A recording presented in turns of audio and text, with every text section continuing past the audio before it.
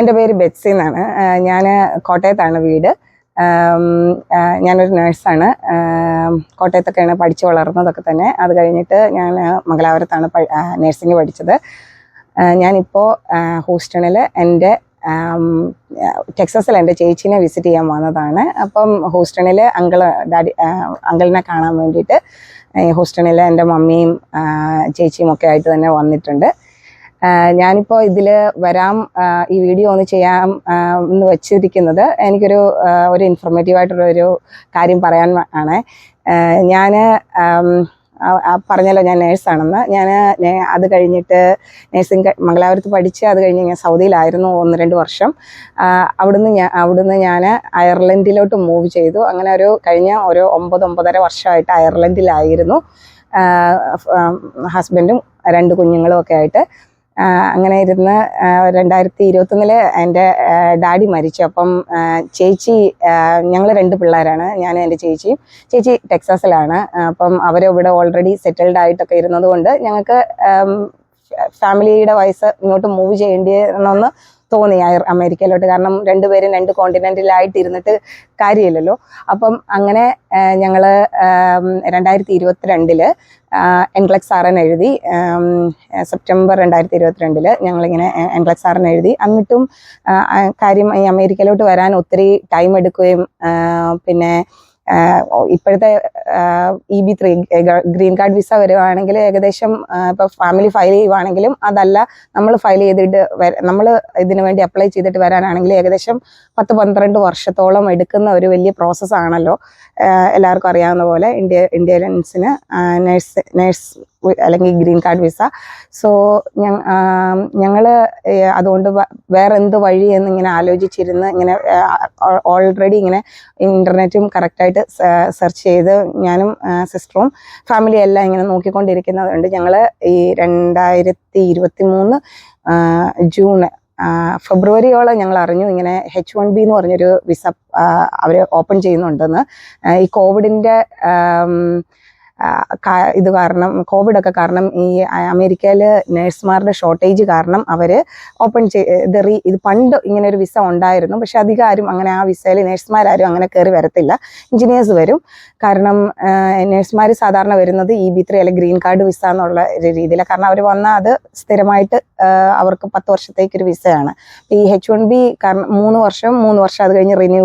അങ്ങനെ ഒരു എന്താണ് അതിൽ നിന്ന് നമുക്ക് ഫ്യൂച്ചർ എന്ന് അറിയാൻ മേലാത്തത് കൊണ്ടായിരിക്കും അധികം ആരും അങ്ങനെ പണ്ട് ഇങ്ങനെ ഈ H1B വിസ ഉണ്ടായിരുന്നെങ്കിലും വന്നിട്ടില്ലായിരുന്നു.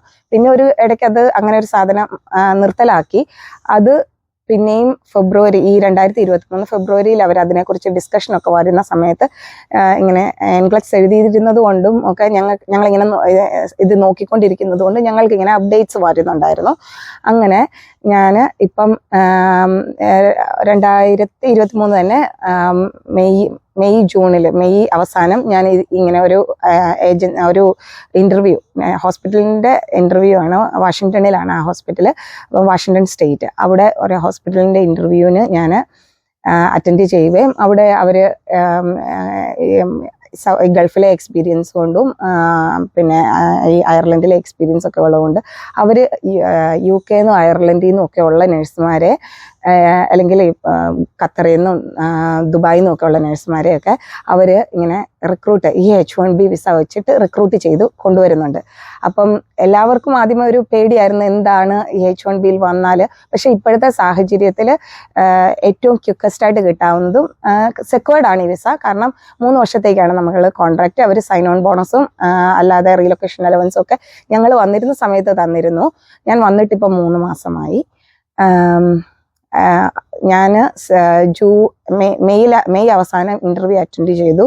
ജൂൺ ആദ്യത്തോടുകൂടി ടെക്സസിലാണ് എൻ്റെ ആദ്യമത്തെ രജിസ്ട്രേഷൻ ചെയ്തിരുന്നത്. ഞാൻ അവിടുന്ന് അത് എൻഡോസ് ചെയ്ത് വാഷിങ്ടണിലോട്ട് നഴ്സിംഗ് രജിസ്ട്രേഷൻ ചെയ്തു. അതിനൊക്കെ എനിക്ക് ഏകദേശം ഒരു 2 ആഴ്ച ഞാനത് എൻ്റെ സിസ്റ്റർ ഹെൽപ്പ് ചെയ്ത് അത് ക്വിക്ക്ലി ഫോളോ അപ്പ് ചെയ്യാൻ വേണ്ടിയിട്ട് ഇവരോട് അവരുടെ ടൈമിങ്ങിൽ വിളിച്ച് ഫോളോ അപ്പ് ചെയ്യാം. അങ്ങനെയാണെങ്കിൽ നമുക്കിത് സ്പീഡപ്പ് ചെയ്യാം. ഇങ്ങനെ ആരെങ്കിലും ഉണ്ടെങ്കിൽ അവരുടെ ടൈമിൽ വിളിച്ച് ഇത് എന്താണെന്നൊക്കെ ഫോളോ ചെയ്ത് ഇങ്ങനെ ക്വിക്ക് എൻഡോസ്മെൻറ്റ്, അല്ലെങ്കിൽ ഒരു 3 to 5 വീക്സ് ഒക്കെ എടുക്കുന്ന ഒരു പ്രൊസീജിയറാണ് ഈ നഴ്സിംഗ് രജിസ്ട്രേഷൻ എൻഡോസ്മെൻറ്റ്. അപ്പം ടെക്സാസിൽ നിന്ന് ഞാൻ എൻ്റെ നഴ്സിംഗ് രജിസ്ട്രേഷൻ വാഷിങ്ടണിലോട്ട് എൻഡോസ് ചെയ്ത് അത് കിട്ടി. അതിന് കൊലാട്രലായിട്ട് തന്നെ അതിൻ്റെ കൂടെ തന്നെ ഞാൻ ബാക്കി എൻ്റെ H1Bയുടെ പേപ്പർ വർക്കൊക്കെ ചെയ്തു. അപ്പം എനിക്ക് ഞങ്ങളുടെ ഹോസ്പിറ്റലിൻ്റെ തന്നെ ഉള്ള ഒരു സോളിസിറ്റേഴ്സ് ഉണ്ട്. അവർ എൻ്റെ H1B പേപ്പേഴ്സ് മൂവ് ചെയ്യാൻ ഹെൽപ്പ് ചെയ്തത്. എനിക്ക് യാതൊരുവിധ പൈസയും ഇങ്ങനെ ഫാമിലി ആയിട്ട് മൂവ് ചെയ്തത് കൊണ്ടുള്ള ചിലവല്ലാതെ ഈ ഹോസ്പിറ്റലിൽ അല്ലെങ്കിൽ ആ വിസയുടെ രീതിയിൽ ഒരു യാതൊരുവിധ ചിലവുമില്ല. എൻ്റെ എയർ ടിക്കറ്റ് ഉൾപ്പെടെ എല്ലാ കാര്യങ്ങളും ഹോസ്പിറ്റലാണ് എടുക്കുന്നത്. ആൻഡ് ആ റീലൊക്കേഷൻ ബെനിഫിറ്റിൽ നിന്ന് അവരത് ഡിഡക്റ്റ് ചെയ്തോളും. അങ്ങനെ ഈ H1B എനിക്ക് ഏകദേശം ഒരു എല്ലാ കാര്യങ്ങൾ കൂടെ H1Bക്ക് അപ്ലൈ ചെയ്തിട്ടും ജൂലൈ 17-ാം തീയതിയാണ് ഞാൻ H1Bക്ക് ആദ്യമേ വെക്കുന്നത്. H1B ഏകദേശം 3-4 ആഴ്ച കൊണ്ട് തന്നെ എനിക്ക് അപ്രൂവൽ ആയി കിട്ടി. പിന്നെ അയർലൻഡിൽ നിന്നായതുകൊണ്ട് എനിക്ക് അമേരിക്കയുടെ കൗൺസിലേറ്റിൽ നിന്നൊരു ഇൻ്റർവ്യൂവിനുള്ള ഡേറ്റ് വളരെ പെട്ടെന്ന് തന്നെ എടുക്കാൻ പറ്റി. എനിക്ക് തോന്നുന്നത് ദുബായിൽ നിന്നും ഖത്തറിൽ നിന്നും ഒക്കെ തന്നെയും വളരെ എളുപ്പത്തിൽ കിട്ടും. ഇന്ത്യയിൽ ഇത് ഒരു കുറച്ച് ഡിലേ ഉണ്ട്. ഇന്ത്യയിൽ നിന്നാണ് നിങ്ങൾ ഈ H1Bയുടെ കൗൺസിലേറ്റ് ഇൻ്റർവ്യൂവിൻ്റെ ഡേറ്റ്, അതാണ് വേറൊരു കടമ്പ. ആ ഡേറ്റ് കിട്ടാൻ ഒരു ശകലം താമസമുണ്ട്. അപ്പം എനിക്കിത് പെട്ടെന്ന് കിട്ടിയത് കൊണ്ട് തന്നെ കൗൺസിലേറ്റ് ഇൻ്റർവ്യൂവിൽ പിന്നെ ഞാൻ നേരത്തെ അമേരിക്കയിൽ വന്നിട്ടുണ്ട്. അതുകൊണ്ട് എനിക്ക് പ്രത്യേകിച്ച് വലിയ ചോദ്യോത്തരങ്ങളൊന്നും ഇല്ലാതെ തന്നെ അല്ലെങ്കിൽ ഞങ്ങളുടെ ഫിംഗർ പ്രിൻറ്റോ ഡേറ്റാസോ ഒന്നും കൊടുക്കേണ്ടി വന്നില്ല. ഡയറക്റ്റ് തന്നെ ഇൻ്റർവ്യൂ കഴിഞ്ഞു. അവർ ഡയറക്റ്റ് ഹസ്ബൻഡിനോടും ചോദിച്ചു, ഈ വിസയിൽ വരുമ്പോൾ ഹസ്ബൻഡിന് വരുന്ന സമയത്ത് നമുക്ക് വർക്ക് ചെയ്യാൻ പറ്റത്തില്ല. H1Bന്ന് ഞാൻ വാഷിങ്ടണിലോട്ട് ഈ വിസ എടുക്കാൻ കാരണം ടെക്സാസിലെ ഹോസ്പിറ്റലുകൾ അല്ലെങ്കിൽ ഏജൻസികൾ ഈ വിസ കൊടുക്കുന്നുണ്ട്. എന്നിരുന്നാലും അവർ 2 വർഷത്തിന് ശേഷമാണ് EB3, അതായത് നമ്മുടെ ഗ്രീൻ കാർഡ് ഫയൽ ചെയ്യാമെന്നുള്ള കോൺട്രാക്റ്റ് തരുന്നത്. പക്ഷേ വാഷിങ്ടണിലാണെങ്കിൽ അവർ നമ്മളോട് പറഞ്ഞിരിക്കുന്നത് ഒരു 3 മാസം കൊണ്ട് നമ്മൾ വന്ന് നമ്മുടെ 3 മാസം കൊണ്ട് ഈ EB3 അല്ലെങ്കിൽ ഗ്രീൻ കാർഡ് ഫയൽ ചെയ്ത് തരാം എന്നുള്ള ഇതാണ്. അപ്പോൾ ഈ 2 വർഷം നിന്നാൽ അതിനുള്ള ഒരു പ്രശ്നം എന്നാന്ന് ചോദിച്ചാൽ H1B കഴിഞ്ഞ് EB3 ഫയൽ ചെയ്താലേ ആ EB3യുടെ പ്രയോറിറ്റി ഡേറ്റ് ഒക്കെ ഉണ്ടെങ്കിൽ മാത്രമേ നമുക്ക് ഈ അൺലിമിറ്റഡ് ആയിട്ട് ഈ H1B റിന്യൂ ചെയ്തുകൊണ്ടിരിക്കാൻ പറ്റത്തുള്ളൂ. H1B എന്ന് പറയുന്നത് ഞാൻ പറഞ്ഞല്ലോ ഒരു 3 വർഷ വിസയാണ്. നമുക്ക് സാധാരണ ഈ EB3 അല്ലെങ്കിൽ അങ്ങനെ ഒന്ന് ഫയൽ ചെയ്തിട്ടില്ലെങ്കിൽ നമുക്ക് ഒരു 3 വർഷം കൂടെ മാത്രമേ അത് റിന്യൂ ചെയ്തെടുക്കാൻ പറ്റത്തുള്ളൂ. അങ്ങനെ ടോട്ടൽ 6 വർഷം. ഈ 6 വർഷം കഴിയുമ്പോൾ നമ്മൾ 1-2 വർഷത്തേക്ക് വേറെ സ്ഥലത്തോട്ട് സാധാരണ മാറണം. അങ്ങനെയാണ് സാധാരണ എഞ്ചിനീയർമാരെ ഒന്നെങ്കിൽ ചെയ്യുന്നത്, അല്ലെങ്കിൽ ഇവിടെ ഏതെങ്കിലും അങ്ങനെയൊക്കെ വേറൊരു എംപ്ലോയറിനെ കണ്ടുപിടിക്കുകയോ അങ്ങനെ മറ്റോ ആണ് ചെയ്യുന്നത്. എനിക്കിതിനെക്കുറിച്ച് വലിയ കാര്യമായിട്ട് അവരുടെ സെക്ഷനിൽ നിന്ന് അറിയത്തില്ല. പക്ഷേ ഞാൻ കേട്ടിരിക്കുന്നത് എങ്ങനെയാണ്, അപ്പം നമ്മുടെ അതായത് നേഴ്സുമാരുടെ ഇതിൽ H1Bയിൽ വന്നാൽ നമ്മൾ H1B വന്നു കഴിഞ്ഞിട്ട് ഈ 3 മാസം കഴിഞ്ഞ് EB3 അപ്ലൈ ചെയ്യാം എന്ന് പറഞ്ഞിട്ട് ഈ ഏകദേശം 3-4 മാസം കഴിയുമ്പോൾ അവർ EB3ക്ക് ഉള്ള പേപ്പറെല്ലാം ഇത് അപ്ലൈ ചെയ്ത് അത് അപ്രൂവ് ചെയ്ത് കഴിയുമ്പോൾ നമുക്കൊരു പ്രയോറിറ്റി ഡേറ്റ് അല്ലെങ്കിൽ I-140 അപ്രൂവൽ ആ ഒരു ഡേറ്റ് കിട്ടും. അപ്പം ആ ഡേറ്റ് കിട്ടിക്കഴിയുമ്പം ആ ഡേറ്റ് വെച്ച് നമുക്ക് നമ്മുടെ ഹസ്ബൻഡുമാർക്ക് അല്ലെങ്കിൽ ഹസ്ബൻഡിനുള്ള എംപ്ലോയി ഓതറൈസേഷന് വേണ്ടിയിട്ട് അപ്ലൈ ചെയ്യാൻ പറ്റും. അപ്പം ഇതിനെല്ലാം കൂടെ ഒരു സാധാരണ ഒരു 8-9 മാസമാണ് അവർ സാധാരണമായിട്ട് എടുക്കുന്നത്. ഇപ്പം ഞാൻ ഈ ഹോസ്പിറ്റലിൻ്റെ കാര്യം പറഞ്ഞല്ലോ, അപ്പം അതൊരു നോൺ പ്രോഫിറ്റ് ഓർഗനൈസേഷൻ ആണ്. അപ്പം അവർ നമ്മളോട് പറഞ്ഞിരിക്കുന്ന ഇവർ ഈ പ്രൊസീജിയേഴ്സ് എല്ലാം പ്രീമിയം ആയിട്ട് ചെയ്യും. അപ്പം ഇച്ചിരിയും കൂടെ, അതായത് സാധാരണ 1 മാസം മുതൽ 6 മാസം എടുക്കുന്ന ഈ പേപ്പർ ഈ അപ്രൂവലിന് 15 ദിവസം കൊണ്ട് എന്താണെങ്കിലും നമ്മൾ EB3 വെച്ച് കഴിയുമ്പോൾ I-140 കിട്ടണം. അല്ലെങ്കിൽ ഈ അപ്രൂവൽ ഡേറ്റ് പ്രയോറിറ്റി ഡേറ്റ് കിട്ടാൻ വേണ്ടിയിട്ടാണ് അവർ പ്രീമിയം പ്രോസസ്സിങ് അതെല്ലാം നമ്മുടെ ഹോസ്പിറ്റല് സ്പോൺസർ ചെയ്തു തരും.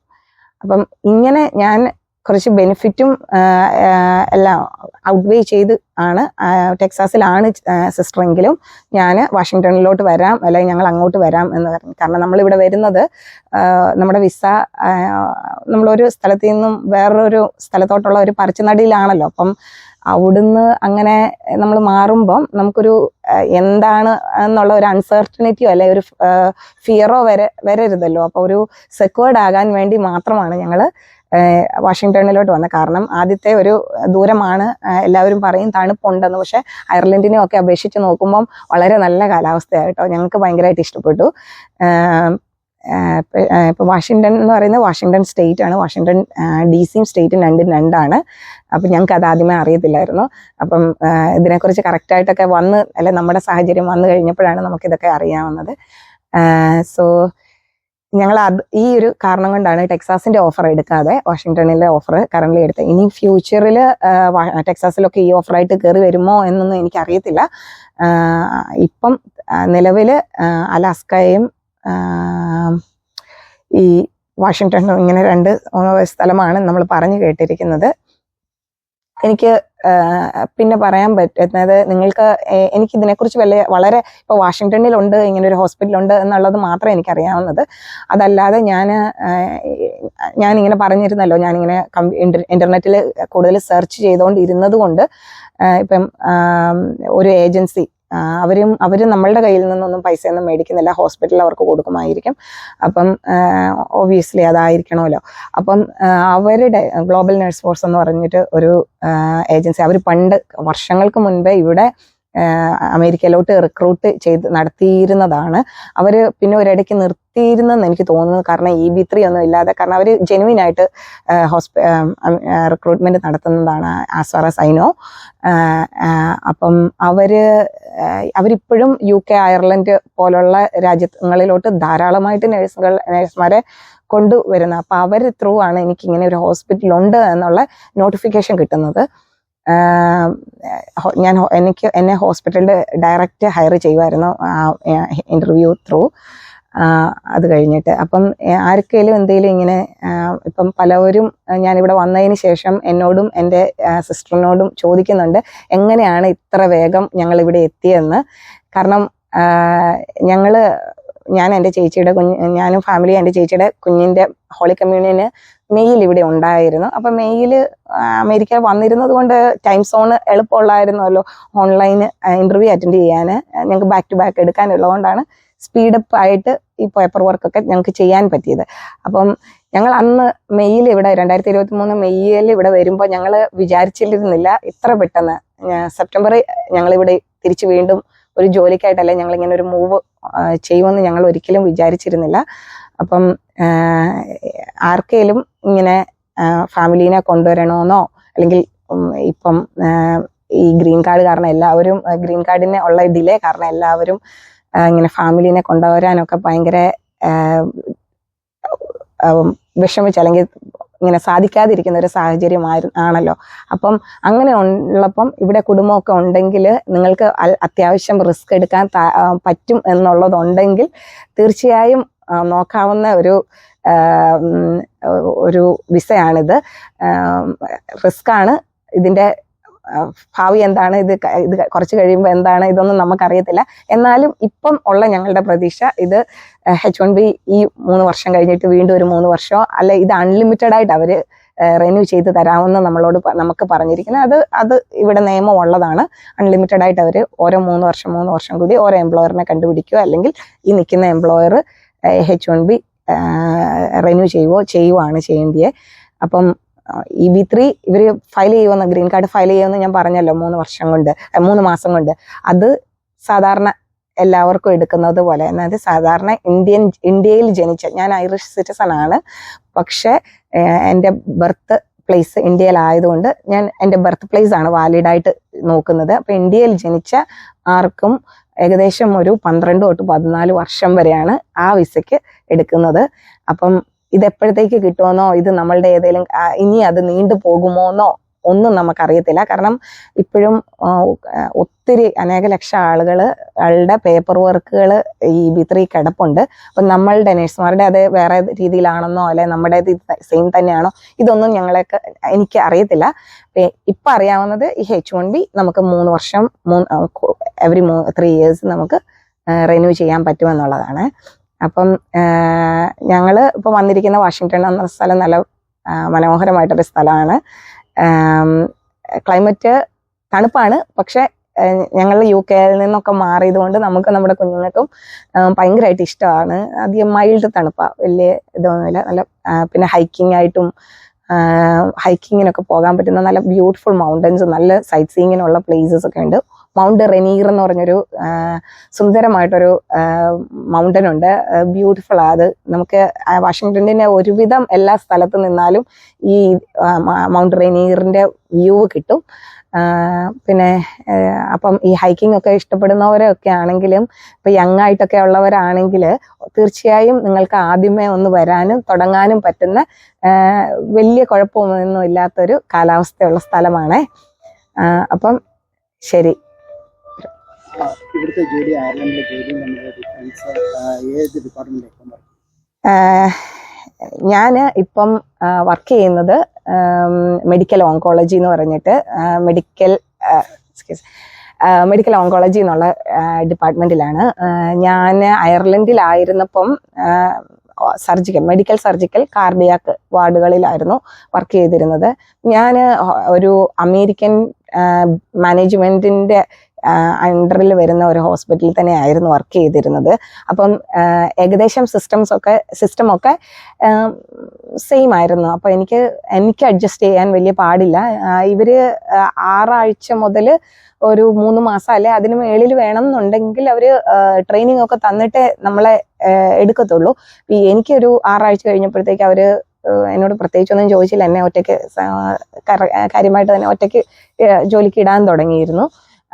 പറഞ്ഞ പോലെ മെഡിക്കൽ എക്സ്പീരിയൻസും പിന്നെ എനിക്ക് ICUവിന്റെ എക്സ്പീരിയൻസ് ഒക്കെ ഉണ്ട്. അപ്പം ആ ഒരു ഇത് നമ്മളുടെ ജോലിയിൽ പ്രതിഫലിക്കുന്നതുകൊണ്ടായിരിക്കണം അവര് പ്രത്യേകിച്ച് വലിയ ഈ 6 ആഴ്ച ഓറിയന്റേഷൻ കൊണ്ട് ഞാൻ വളരെ സെറ്റിൽഡ് ആയിരുന്നു. പിന്നെ എൻ്റെ ഈ പറഞ്ഞ മെഡിക്കൽ സർജിക്കല് ICU എക്സ്പീരിയൻസുകൾക്കാണ് ഇവർ പ്രിഫറൻസ് കൊടുക്കുന്നത്. ഇപ്പം സാധാരണ അയർലൻഡിലോട്ടോ UK-ലോട്ടൊക്കെ ഈ നിയോനൈറ്റിലോ പീഡിയാട്രിക് ICU ഒക്കെ ഒത്തിരി റിക്രൂട്ട്മെന്റ് ഉണ്ട്. പക്ഷെ എനിക്ക് തോന്നുന്നത്, എൻ്റെ അറിവിൽ ഇപ്പം മെഡിക്കൽ സർജിക്കൽ ഉള്ള നഴ്സുമാരെയാണ് ഇവർ കൂടുതലും ഇങ്ങോട്ട് റിക്രൂട്ട് ചെയ്യുന്നതെന്ന് തോന്നുന്നു. അപ്പം മെഡിക്കൽ ഓങ്കോളജിയിലാണ് ഞാൻ, മെഡിക്കൽ ആൻഡ് ഓങ്കോളജി. അവിടുത്തെ മെഡിക്കൽ പേഷ്യൻസിനെയാണ് ഞാൻ കൂടുതലും എടുക്കുന്നത്. എനിക്ക് ഓങ്കോളജിയിൽ വളരെ എക്സ്പീരിയൻസ് കുറവാണ്. അപ്പം വളരെ കുറച്ച് എടുക്കത്തില്ല എന്നല്ല, വളരെ കുറച്ച് പേഷ്യൻസിനാണ് ഓങ്കോളജി ഉള്ളത്. അതിന് ഇവിടെ ഒരു പ്രത്യേകത ഉള്ളതെന്ന് വെച്ചാൽ ഈ ഓങ്കോളജിയിലൊക്കെ ആണെങ്കിലും കീമോ പോലുള്ള കാര്യങ്ങളോ അല്ലെങ്കിൽ അങ്ങനത്തെ സ്പെഷ്യലൈസ്ഡ് മെഡിക്കേഷൻസ് ഒക്കെ കൊടുക്കണമെങ്കിൽ ട്രെയിൻഡ് ആൻഡ് സർട്ടിഫൈഡ് നഴ്സസ് ഇവിടെ ചെയ്യുന്നത്. അപ്പം നമുക്ക് ഒരു സർട്ടിഫിക്കേഷൻ ചെയ്യണം കീമോ കൊടുക്കണം എന്നുണ്ടെങ്കിൽ. അതല്ല ഇപ്പം ക്രിട്ടിക്കൽ കെയർ ആണെങ്കിൽ അല്ലെങ്കിൽ മെഡിക്കൽ അക്യൂട്ട് നഴ്സിംഗ് ഒക്കെ ആണെങ്കിൽ ഓരോ സർട്ടിഫിക്കേഷൻസ് ആൻഡ് അതിൻ്റെ എക്സാംസ് പാസ്സാകണം. അപ്പം അതൊക്കെ ഞാനിപ്പോൾ അന്വേഷിച്ച് വരുന്നതേ ഉള്ളൂ. കാരണം ഞാൻ സെപ്റ്റംബർ 5-ാം തീയതിയാണ് ഇങ്ങോട്ട് മൂവ് ചെയ്തത്. സെപ്റ്റംബർ 11-ാം തീയതി ഞാൻ ഹോസ്പിറ്റലിൽ ജോയിൻ ചെയ്തു. അപ്പം ഡിസംബർ 11 ആയപ്പോൾ എനിക്ക് 3 മാസമായി. 3 മാസം ആയപ്പോൾ ഞാൻ ജോലിയിലായിരുന്നു. ചോദിക്കുന്നതിന് മുന്നേ അവരെനിക്കൊരു ഇമെയിൽ അയച്ചിരുന്നു, ഇങ്ങനെ നിങ്ങൾ ഇന്ന് 3 മാസമായി ഇങ്ങനെ സോളിസിറ്ററിനെ വെച്ചിട്ട് EB3ക്ക് അപ്ലൈ ചെയ്യാനുള്ള പേപ്പർ വർക്ക് നമ്മൾ തുടങ്ങും എന്ന് പറഞ്ഞിട്ട്. അപ്പം ഞാൻ അതിനെക്കുറിച്ച് ഫോളോ ചെയ്യാൻ നോക്കിയപ്പോൾ എന്നോട് പറഞ്ഞിരിക്കുന്നത് എന്തോ DOL ഇവരുടെ ലൈസൻസിങ് ഓതറൈസേഷനിൽ നിന്ന് എന്തോ അപ്രൂവൽ ലെറ്റർ എന്തോ വരാനുണ്ട്. അതുകൂടെ വന്നു കഴിയുമ്പോൾ പിന്നെ അറിയാലോ ഡിസംബർ ക്രിസ്മസിന്റെ മാസമാണ്. അപ്പം അതിൻ്റെ ഹോളിഡേയ്സും കാര്യങ്ങളും ഉള്ളതുകൊണ്ടുള്ളൊരു ഡിലേ ഉണ്ട്. അപ്പം എൻ്റെ ഇതുവരെ EB3 അപ്ലൈ ആയിട്ടില്ല. EB3 അപ്ലൈ ആവുമ്പോൾ തീർച്ചയായും ഞാൻ നിങ്ങളെ അപ്ഡേറ്റ് ചെയ്യുന്നതായിരിക്കും. എന്തെങ്കിലും ഇതിന്റെ ഫർദർ എന്തെങ്കിലും ഉണ്ടെങ്കിൽ ഉറപ്പായിട്ട് ഞാൻ പറയാം. ശരി. പിള്ളേരുടെ സ്കൂളിങ്ങും ഡ്രൈവിങ്ങിനെ പറ്റി പിള്ളേരുടെ സ്കൂളിങ്ങിനെയും ഡ്രൈവിങ്ങിനെയും കുറിച്ച്. സോ എനിക്ക് 2 കുട്ടികളാണ്. ഒരാള് 6 വയസ്സ് ഇസബല്ല, രണ്ടാമത്തെ ആള് ഇസഹാക്ക്, അവൻ 2 വയസ്സ്. അപ്പം രണ്ടാമത്തെ ആളാണ് ഒരു രീതിയിൽ ഈ മൂവ്മെന്റ് ഒന്നും ഞങ്ങളുടെ ഈ റീലൊക്കേഷൻ ഒന്നും അയാളെ ബാധിച്ചിട്ടില്ല, പുള്ളി അറിഞ്ഞിട്ട് പോലും ഇല്ല. ഞങ്ങളുടെ ആദ്യത്തെ മൂത്ത കുട്ടി അവള് അയർലൻഡില് കഴിഞ്ഞ 3 വർഷമായിട്ട് പഠിക്കുമായിരുന്നു. അപ്പം അവൾക്ക് ഒത്തിരി സുഹൃത്തുക്കളെയും എല്ലാം അയർലൻഡിലെ മിസ് ചെയ്യുന്നുണ്ട്. അയർലൻഡിലെ പോലെ ഒരു സാഹചര്യം അല്ല അമേരിക്കയിൽ. ഇച്ചിരിയും കൂടെ സേഫ്റ്റി ഇഷ്യൂ കാരണം അറിയാമല്ലോ, നമ്മൾ അധികം കുട്ടികളെ ഒന്നും അങ്ങനെ പുറത്തോട്ട് വിടത്തില്ല. എന്നാൽ നമ്മളുടെ ഒരു നാടൻ ഒരു രീതിയാണ്, അല്ലെ നമ്മളുടെ നാടനല്ല, നമ്മുടെ ഒക്കെ പേരൻസിൻ്റെ ഒക്കെ കാലത്തുള്ള രീതിയാണ് അയർലൻഡിൽ കുട്ടികളുടെ ഭയങ്കര സേഫ് ആയതുകൊണ്ട് നമുക്ക് ഇറങ്ങോ പോവോ, അല്ലെങ്കിൽ രാവിലെ 7 മണിക്ക് കുഞ്ഞുങ്ങൾ വീട്ടിൽ നിന്ന് എങ്ങോട്ടേലും വീടിൻ്റെ ഏരിയയിലോട്ടോ ഫ്രണ്ട്സിൻ്റെ വീട്ടിലോട്ടൊക്കെ പോയാൽ എല്ലാവരും ആ കുഞ്ഞുങ്ങളിൽ ഒരു കണ്ണ്, നമ്മൾ പേരൻസ് വേണമെന്നില്ല, ആരെയും ഒക്കെ കുഞ്ഞുങ്ങളെ നോക്കിക്കോളും. അങ്ങനെ തിരിച്ച് ഏതെങ്കിലും ഒക്കെ സമയത്ത് തിരിച്ച് കയറി വരും. നമുക്ക് അങ്ങനെ ഒരു സാഹചര്യമായിരുന്നു അയർലൻഡിലുള്ള. പക്ഷെ അമേരിക്കയിൽ വന്നപ്പോൾ അവൾ ഏറ്റവും മിസ് ചെയ്യുന്നത് ഫ്രണ്ട്സിനെയാണ്. കാരണം വീടിനുള്ളിൽ അല്ലെങ്കിൽ വീടിൻ്റെ ബാക്ക് യാർഡിൽ മാത്രമാണല്ലോ അവരുടെ ജീവിതം ഇരിക്കുന്നത്. അപ്പോൾ അവരുടെ ഒരു ഫ്രണ്ട്സ് എന്നുള്ളൊരു സർക്കിള് സ്ലോലി മേക്ക് ചെയ്യും. നമുക്കിവിടെ നല്ലൊരു മലയാളി കമ്മ്യൂണിറ്റിയും, അല്ലെ ഞങ്ങൾ ഇന്ത്യൻ ഓർത്തഡോക്സ് ആണ്, അപ്പോൾ അവരുടെ ചർച്ചും അല്ലെങ്കിൽ കാത്തലിക്സിൻ്റെ ഒക്കെ ചർച്ചൊക്കെ ഉണ്ട്. അപ്പം അത് സെറ്റ് ആയിക്കോളും. പിന്നെ കുഞ്ഞുങ്ങളുടെ സ്കൂളിൻ്റെ വെച്ച് നോക്കുവാണെങ്കിൽ ഇവിടെ ഈ 4 വരെയുള്ള കുഞ്ഞുങ്ങൾക്ക് ഇച്ചിരി കൂടെ ഒരു ഫ്രീ ആയിട്ട് എന്താ പറയുക, വലിയ കാര്യമായിട്ട് ഹോംവർക്ക് ഒന്നും ഇല്ലാത്ത ഒരു രീതിയിലുള്ള എഡ്യൂക്കേഷൻ ആണെന്ന് പറഞ്ഞു. അത് ആദ്യമേ ഞങ്ങൾക്കൊരു ബുദ്ധിമുട്ടുണ്ട്. കാരണം കുഞ്ഞ് ഓൾറെഡി ഈ കാര്യങ്ങളൊക്കെ അവിടുന്ന് പഠിച്ചു വന്നിരുന്നത് കൊണ്ട് അവൾക്ക് ഇപ്പോൾ ബോറിംഗ് ആണെന്നുള്ളത് പറയുന്നുണ്ട്. പക്ഷെ കളി സ്കൂളിങ്ങൊക്കെ എളുപ്പമാണ്. നമുക്ക് ഏതെങ്കിലും ഒരു പ്രദേശത്താണ് നമ്മൾ താമസിക്കുന്നത്, നമ്മൾ വാടകയ്ക്ക് എടുക്കുന്നത് അല്ലെങ്കിൽ വീട് മേടിക്കുന്നതെന്നുണ്ടെങ്കിൽ ആ പ്രദേശത്തിനോടനുബന്ധിച്ചുള്ള സ്കൂളുകളിലാണ് ഇവിടെ അഡ്മിഷൻ കിട്ടുന്നത്. അപ്പം ഏത് സ്കൂളാണ് നല്ലത് എന്ന് നോക്കിയെടുക്കുക എന്നുള്ളത് ഇവിടെ ഒരു ഇമ്പോർട്ടൻ്റ് കാര്യമാണ്. അപ്പം ഇവിടെ നേരത്തെ വന്നിരിക്കുന്ന ആൾക്കാരോടോ അല്ലെങ്കിൽ ഇപ്പം ഒരു സ്ഥലത്തോട്ട് വരുമ്പോൾ ഞങ്ങൾ ചെയ്തത്, ഇപ്പോൾ വാഷിങ്ടൺ മലയാളി അസോസിയേഷനുമായിട്ട് ബന്ധപ്പെട്ട് അവർക്ക് വാട്സപ്പ് ഗ്രൂപ്പ് ഉണ്ടായിരുന്നു. അപ്പോൾ അവരോട് നമുക്ക് നമ്മുടെ സംശയങ്ങളൊക്കെ ചോദിക്കാമായിരുന്നു. അവർ ഭയങ്കര ഹെൽപ്ഫുൾ ആയിരുന്നു കേട്ടോ. അപ്പം നല്ല അവര് പറഞ്ഞു തരും നമുക്ക്. അവരോട് നമ്മളിങ്ങനെ ചോദിക്കാതെ ഇവിടുന്നാരും നമ്മളോട് ഇന്ന ചെയ്യണമെന്നൊന്നും പറയത്തില്ല. അപ്പം ഇങ്ങനെ ഏത് സ്കൂളാണ് നല്ലത് എന്ന് ചോദിക്കുമ്പോൾ ഇന്ന സ്കൂള് കുഴപ്പമില്ല, നല്ല റേറ്റിംഗ് ഉണ്ടെന്ന് പറയും. അല്ലെങ്കിൽ ട്രൂ സ്കൂൾ റേറ്റിംഗ് ഒക്കെ നോക്കിയാൽ മതി, ഓൺലൈനിൽ തന്നെ കിട്ടും. പിന്നെ ക്രൈം റേറ്റും ഒക്കെ നോക്കിയാണ് നമ്മൾ വീടിൻ്റെ സ്ഥലം ഏത് സ്ഥലത്ത് വേണമെന്ന് നമ്മൾ റെൻ്റ് എടുക്കാവുന്നതെന്ന് വിചാരിക്കുന്നത്. അപ്പം ഞങ്ങൾ അവിടെ ഒരു 2 ബെഡ്റൂം അപ്പാർട്ട്മെൻ്റ് ആണ് ഇപ്പം ഞങ്ങൾ റെൻറ്റിന് എടുത്തിരിക്കുന്നത്. തൽക്കാലം ഒന്നൊരു ബിഗിനിങ്ങിന് 2 കുഞ്ഞുങ്ങളുള്ള ഒരു ഫാമിലിക്ക് തൽക്കാലം അത് മതിയാകും എന്നാണ് എൻ്റെ ഒരു കാഴ്ചപ്പാട്. കാരണം ഇതെല്ലാം എക്സ്പെൻസീവ് ആണ് വാഷിങ്ടണിൽ റെൻറ്റും കാര്യങ്ങളും ഒക്കെ. അപ്പം സ്കൂള് ആ ലിമിറ്റിനുള്ളിലുള്ള ഒരു സ്കൂളിലോട്ട് നിർബന്ധമായിട്ട്, അല്ലെങ്കിൽ പിന്നെ പ്രൈവറ്റ് സ്കൂൾ ഓപ്ഷൻസാണ്. അത് നമുക്ക് അഫോർഡ് ചെയ്യത്തില്ലായിരുന്നത് കൊണ്ട് നമ്മളിങ്ങനെ റീലൊക്കേഷനും കാര്യങ്ങളും ഉള്ളത് കൊണ്ട് ഞങ്ങൾ പബ്ലിക് സ്കൂളാണ് ഓപ്റ്റ് ചെയ്തത്. അപ്പം ബെല്ല എന്നാണ് കുഞ്ഞിനെ വിളിക്കുന്നത്. അപ്പോൾ അവള് ആദ്യത്തെ സ്കൂളിൽ 1ാം ക്ലാസ്സിൽ പഠിക്കുന്നു. അവള് പെട്ടെന്ന് അഡാപ്റ്റ് ആയി. അവൾക്ക് സ്കൂളൊക്കെ ഇഷ്ടമാണ്. മുഴുവൻ സമയം കളികളൊക്കെയാണ് 4ാം ക്ലാസ്സൊക്കെ വരെ. 4 കഴിഞ്ഞ് കഴിയുമ്പോഴാണ് ഇവർ ഈ കുറച്ച് അസൈൻമെന്റ്സും പ്രോജക്ട്സും ഒക്കെ, അത് ഓരോ കുഞ്ഞുങ്ങളുടെ രീതിക്ക് അനുസരിച്ചാണ് അവർ അതിൻ്റെ പഠിത്തമൊക്കെ ഞാൻ മനസ്സിലാക്കിയിടത്തോളം ഉള്ളത്. പിന്നെ മലയാളി കുട്ടികളെയൊക്കെയാണ് എനിക്ക് തോന്നുന്നത് അവർ പല പ്രോഗ്രാംസിലൊക്കെ ഔട്ട് ഓഫ് സ്കൂള് ചേർക്കാനുണ്ടെന്നൊക്കെ പറഞ്ഞു കേട്ടിട്ടുണ്ട്.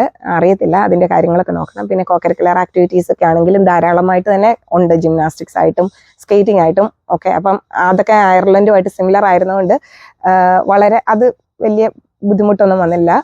പിന്നെ ഡ്രൈവിങ്ങിൻ്റെ കാര്യം, ഞങ്ങൾ അയർലൻഡിൽ വണ്ടി ഓടിച്ചുകൊണ്ടിരുന്നത് കൊണ്ട് ഞങ്ങൾക്ക് അയർലൻഡിൽ നിന്ന് ഇവിടെ വന്നിട്ട് അയർലൻഡിൽ റൈറ്റ് സൈഡും ഇവിടെ ലെഫ്റ്റ് സൈഡുമാണ്. അപ്പം അതിൻ്റെ ഒരു ബുദ്ധിമുട്ട് ഇനീഷ്യലി ഉണ്ടായിരുന്നു. പക്ഷേ പറഞ്ഞ പോലെ ചേച്ചിയും ചേട്ടനും വന്ന് ഞങ്ങൾക്ക് സെറ്റിൽ ചെയ്യാനുള്ള ടൈമിൽ ഒരു 8-10 ദിവസത്തോളം ഞങ്ങളുടെ കൂടെ ഉണ്ടായിരുന്നത് കൊണ്ട് അവർ ഞങ്ങളെ ഹെൽപ്പ് ചെയ്തിരുന്നു.